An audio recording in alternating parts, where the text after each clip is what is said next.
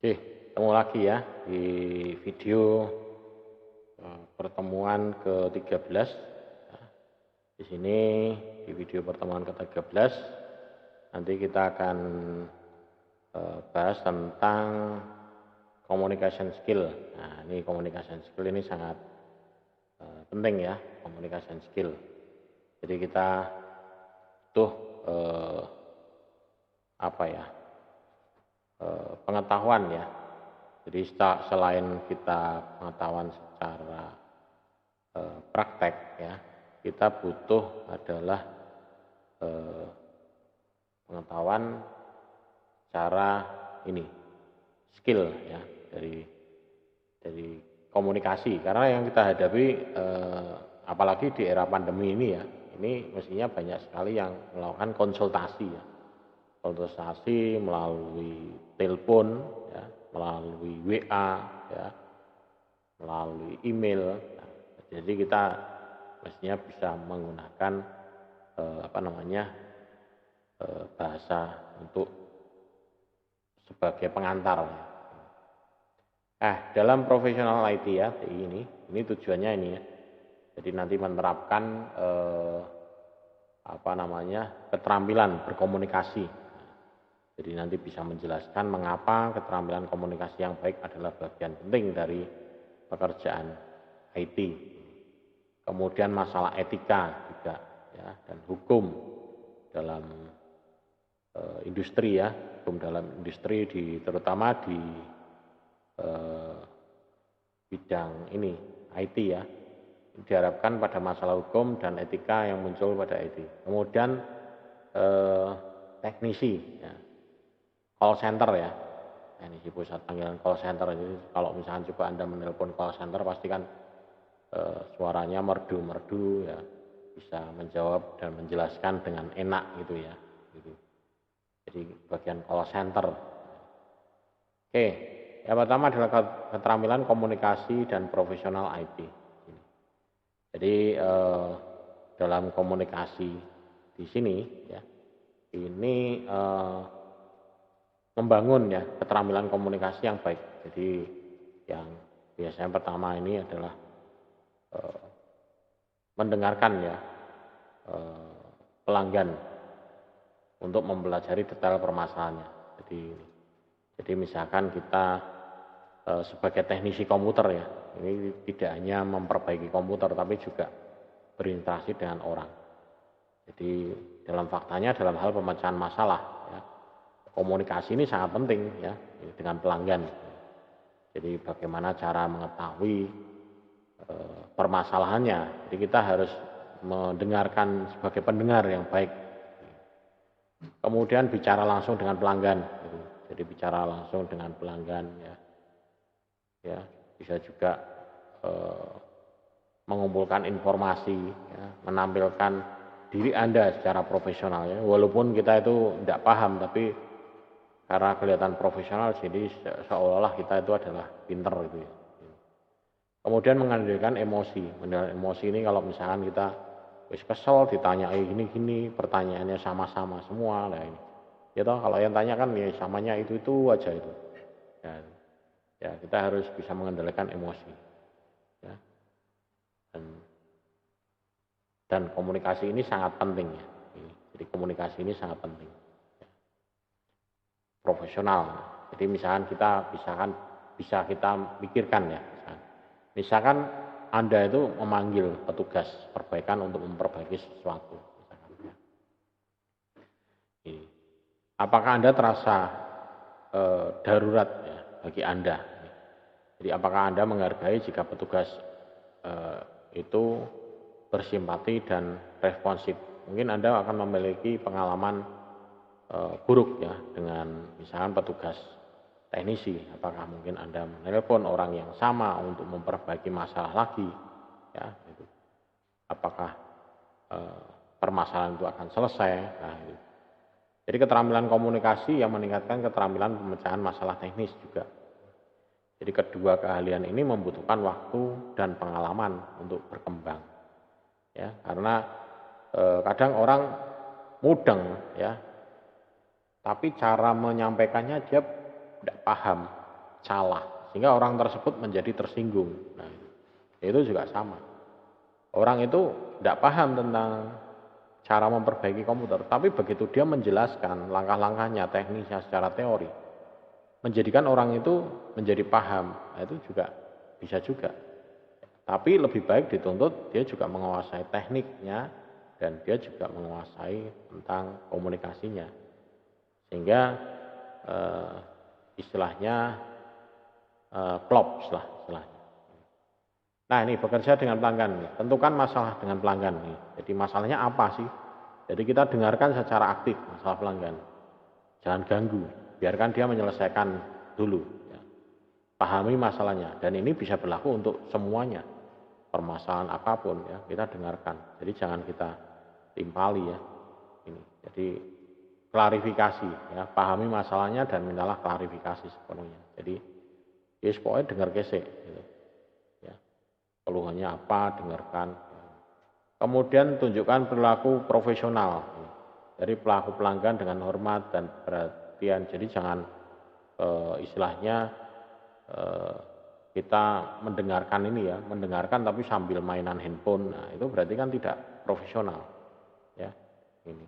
Jadi dia ngomong ya kita mainan handphone aja gitu ya. Ya, jadi apa namanya? Ini kita harus ini berlaku profesional. Kemudian ketahui prosedur yang tepat untuk menahan pelanggan atau mentransfer, misalkan ini dia by phone ya. Jadi kalau misalkan kita tidak bisa menyelesaikan ya, karena kalau kita menyelesaikan permasalahan by phone ya itu agak ribet ya. Begitu sekali putus sudah image kita akan jelek. Kita akan memperbaiki tidak bisa karena kita tidak tahu nomor telepon si pelanggan. Ya, ini. Kecuali kalau datang, nah, mungkin masih bisa ya. Kemudian jelaskan bagaimana Anda dapat membantu pelanggan. Nah, jadi beritahu, oh baik Pak, misalkan gitu ya. Ya, terima kasih. Nah, gitu, ya. Jadi fokus ya, jaga agar komunikasi tetap fokus pada masalah pelanggan, pahami cara menangani. Ya. Nah, kemudian kalau perlu menggunakan etiket ya, praktekkan etiket ya, berkomunikasi secara online. Nah, ini. Ya, jadi prosesnya misalkan, oh Pak silahkan, Bapak bisa tuliskan keluhannya ada di sini. Nah, jadi bisa seperti itu. Bisa dituliskan permasalahannya ada di sini, bisa dituliskan keluhannya di sini ini. Jadi bisa seperti itu ya. Ya. Kemudian manajemen waktu dan stres, prioritaskan aktivitas Anda dengan mengikuti kebijakan bisnis. Kemudian tenangkan diri Anda di antara panggilan pelanggan. Kemudian sesuaikan tempat kerja Anda untuk membantu Anda melakukan pekerjaan Anda. Jadi manajemen waktu. Nah, ini. Jadi manajemen waktu ini sangat penting sekali ya. Kita mesti bisa mengontrol waktu dan mengontrol emosi. Karena yang kita hadapi adalah orang-orang yang butuh butuh penyelesaian. Mereka yang punya masalah dengan komputer, dengan peralatan mereka. Nah itu. Ya, jadi kita juga harus menanggapinya dengan dingin, ya, jangan stres ya, jangan emosi. Karena kita sudah menghadapi orang-orang yang emosi, setengah emosi lah gitu. Jadi apalagi orang yang jengkel itu ya. Kemudian amati SLA, ya, ini. Jadi kartu garansinya, ya, garansinya. Apakah masih berlaku atau sudah tidak ya? Ini. Jadi garansinya gimana? Ini garansinya, oh maaf Pak, ini garansinya sudah tidak habis. Jadi diutarakan di situ ya, perjanjiannya. Kalau misalnya garansinya sudah tidak aktif, maka diutarakan risikonya apa kalau misalkan ada kerusakan kayak gini. Kemudian nanti sampai ke dengan biayanya. Jadi jangan sampai nanti, oh ini sudah ada garansi tapi diem aja. kemudian tahu-tahu ada tagihan, baru diutarakan, oh ini sudah tidak garansi di akhir, Pak.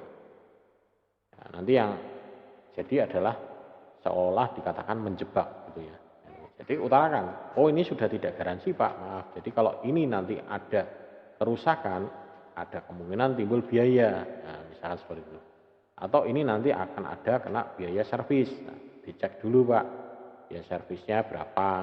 Kemudian nanti kalau kerusakan ya nanti diinformasikan dulu kerusakannya apa, biayanya berapa, nah itu biasanya seperti itu. Ya. Jadi SLA mendefinisikan kesepakatan antara pihak yang berkepentingan di sini. Jadi kita harus bisa membaca ini. Kemudian saat berurusan dengan pelanggan, Anda juga perlu mengamati konten SLA-nya apa. Manajemen menentukan pengecualinya apa. Misalkan kebakar, kesalahan penggunaan. Jadi ini garansinya misalkan masih garansi. Tapi kerusakannya karena akibat pengecualian yang ada di sini, ya berarti garansinya tetap hilang. Gitu. Misalkan, Pak ini kok ada bekas tumpahan kopi ya, sehingga menyebabkan konsleting. Nah, berarti ini walaupun ini masih garansi, tapi karena kesalahan seperti ini menjadikan tidak garansi. Nah, gitu. Jadi ada seperti itu juga. Ya. Kemudian mengikuti kebijakan bisnis ini, menangani panggilan pelanggan, aktivitas call center, penjaminan kepuasan pelanggan. Jadi kebijakan bisnisnya seperti apa? Ya, aktivitas call center. Ya, jadi. Kemudian masalah etika dan hukum dalam industrinya, ini etika. Ini hormati pelanggan Anda, ya, peralatan dan kekayaan intelektual mereka. Ya, karena kita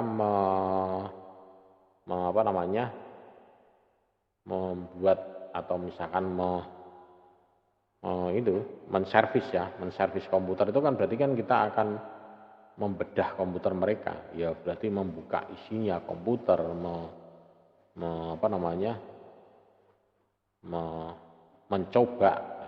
mencoba semua yang ada di dalam komputer. Nah, berarti kan kita dengan secara tidak langsung akan mengetahui semua peralatannya, kekayaan intelektual mereka. Mungkin di sana ada hasil karyanya berupa skripsi atau berupa karya-karya gambar atau apa. Nah, itu.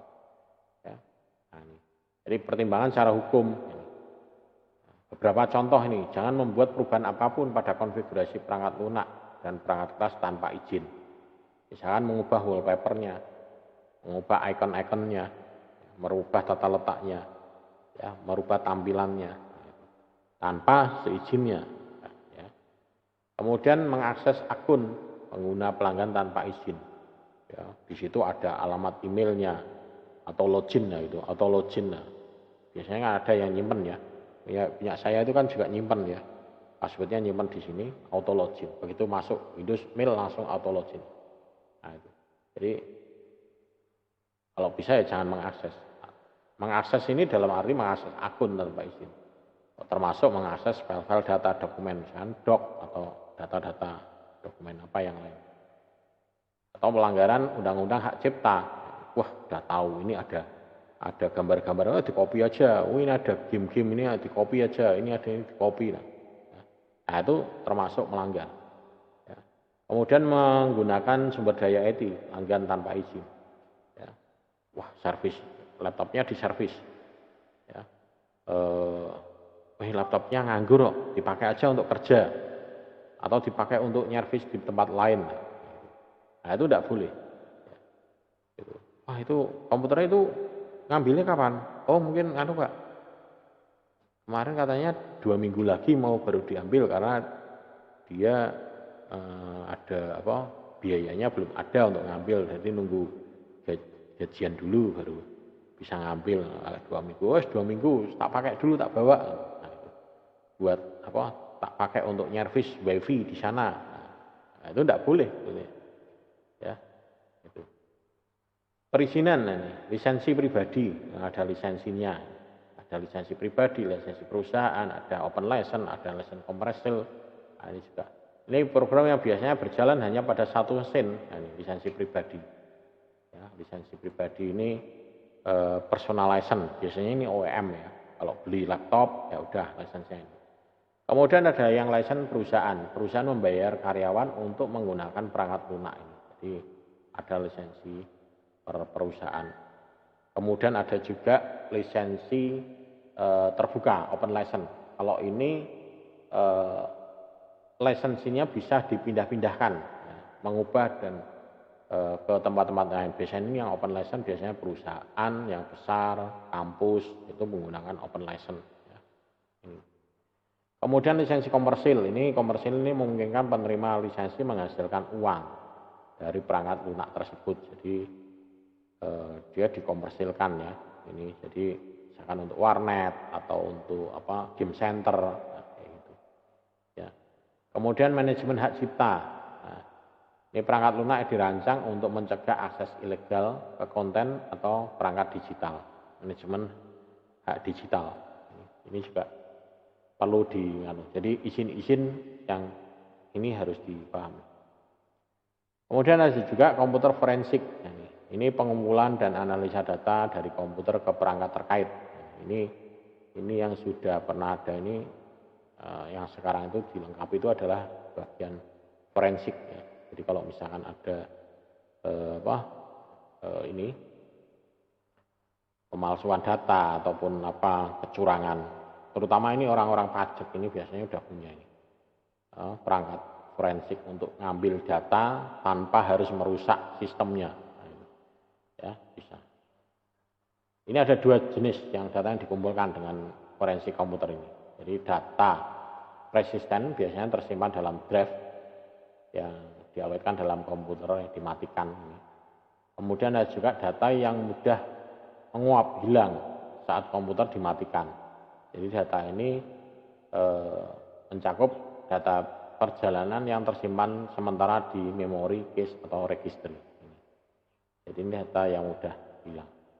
Jadi ada dua ini yang dikumpulkan. Cuman saya belum pernah lihat ya mekanisme cara kerjanya, cara penggunaan komputer forensik ini untuk membaca data yang pernah ada di RAM, cache ataupun register. Nah, tapi sepertinya sih bisa katanya ya komputer forensik. Jadi ya kayak semacam ini flash disk atau hard disk yang sudah dihapus datanya itu masih bisa dibaca lagi.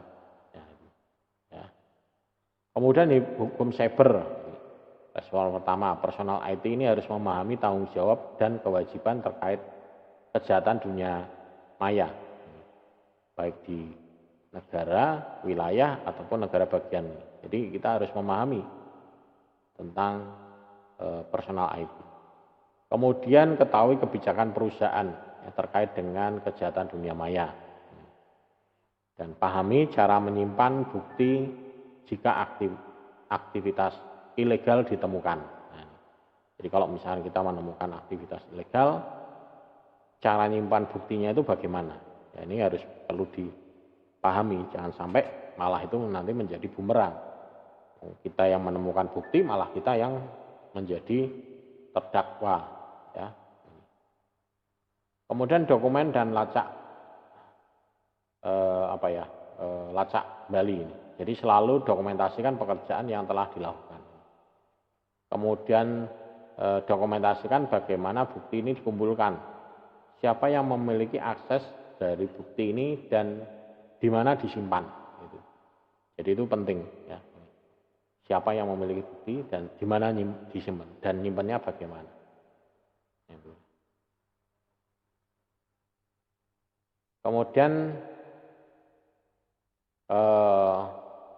call center, istilahnya teknisi pusat panggilan ya, call center. Di call center ini teknisi tingkat pertama ya. Jadi dia ada prioritasnya, down, komputernya mati. Ini berarti urgent, tingkat urgent pertama. Masalah hardware mungkin dia tingkat 2, level 2, software level 2, network level 2, enhancement ini mungkin level 3 ya ini. Jadi ada prioritasnya di sini pada saat kita menangani ya, level-level prioritasnya. Jadi tidak semuanya terus diambil sama rata itu enggak. Ya, jadi kita bisa melihat prioritasnya. Oh ini sana servernya mati.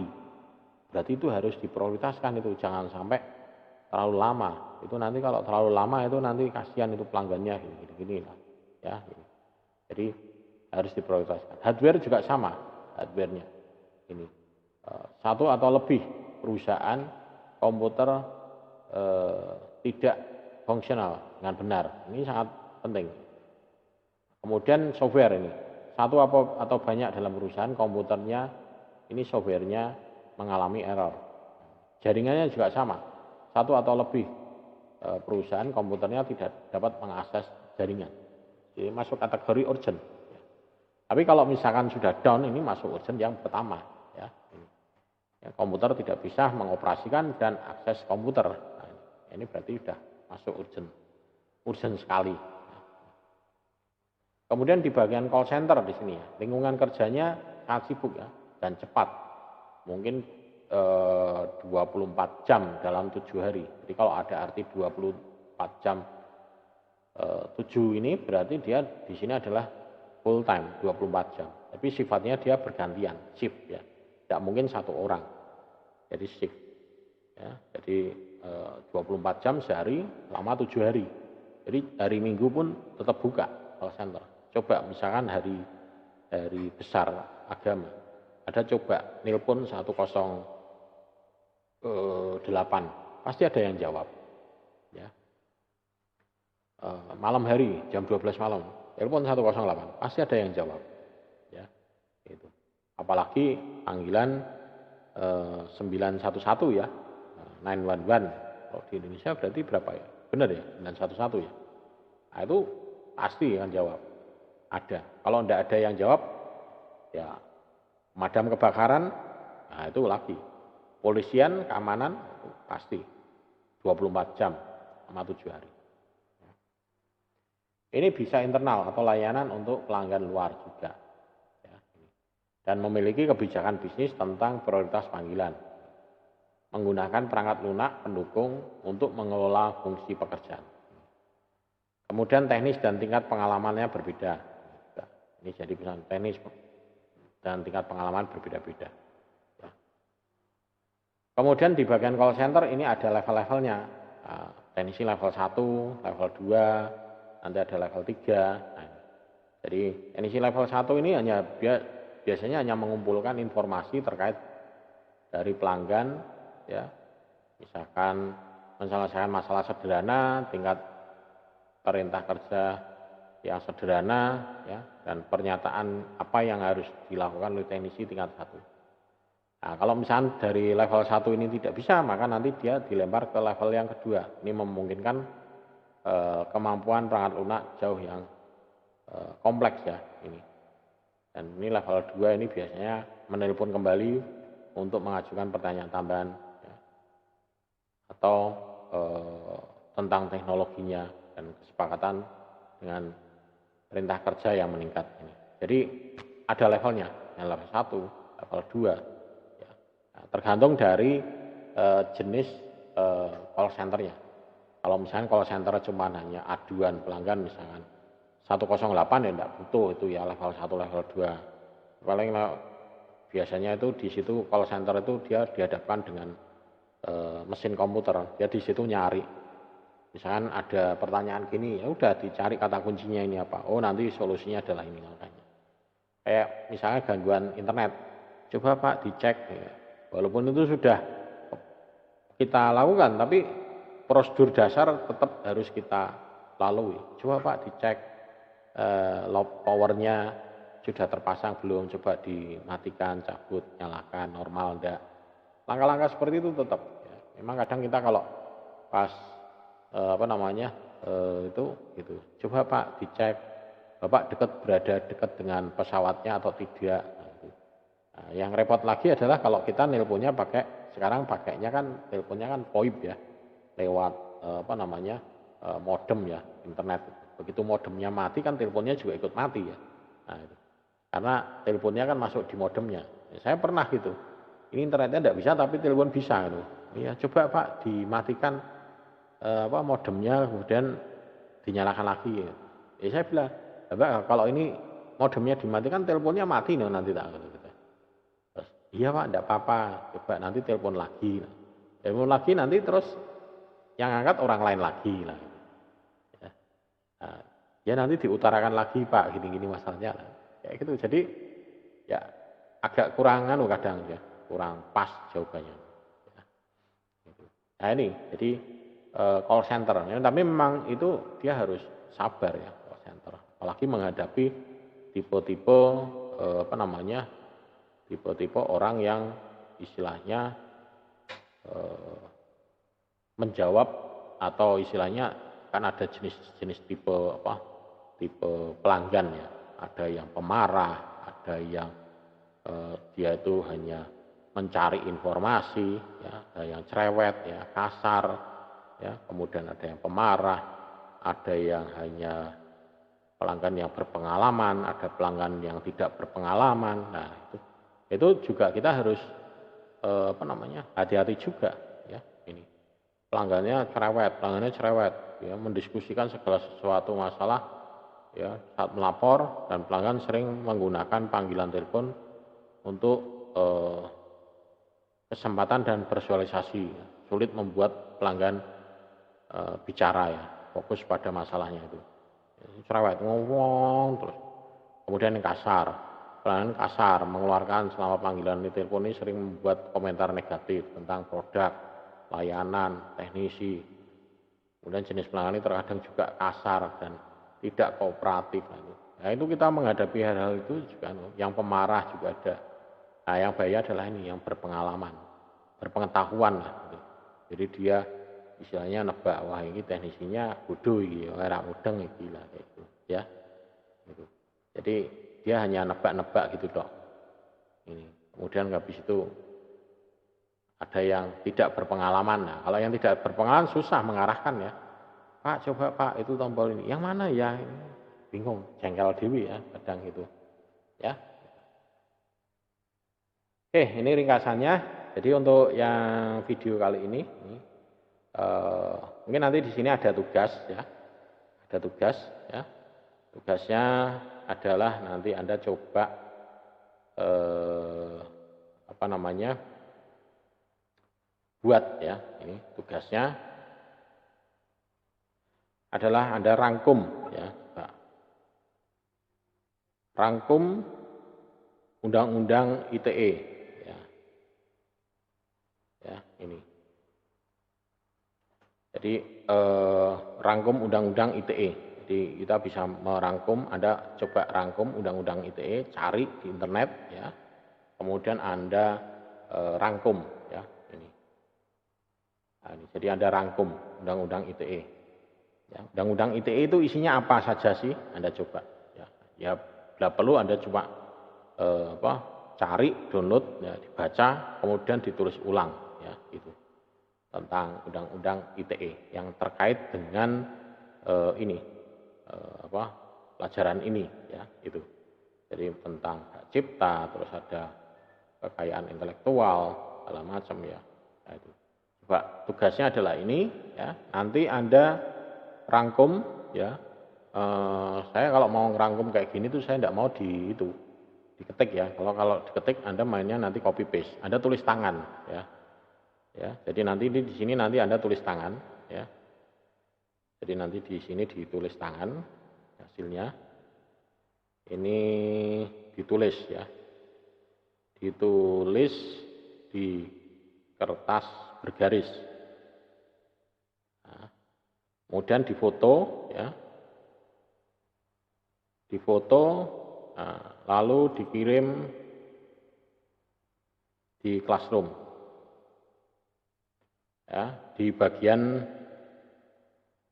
tugas ya.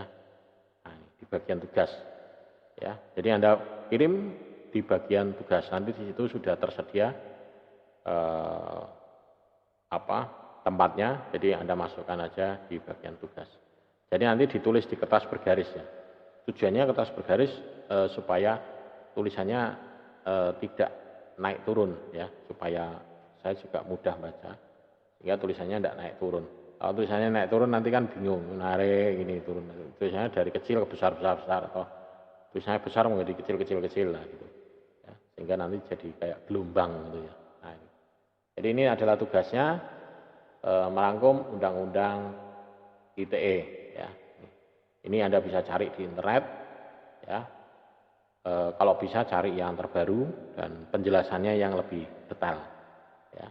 Tidak semuanya Anda tulis. Yang namanya merangkum kan berarti Anda bisa ngerangkum dari 100 lembar jadi 10 lembar gitu, enggak apa namanya kan merangkum ya, gitu. Merangkum itu mestinya kecil, hanya ditulis poin-poinnya saja ya, gitu ya. Mungkin itu saja, dan ini nanti tugasnya Anda bisa upload di Classroom di bagian tugas ya. Terima kasih sebelumnya, dan mohon maaf kalau apabila ada kesalahan dalam hal penyampaian dan tutur kata. Terima kasih, sampai ketemu di pertemuan video selanjutnya.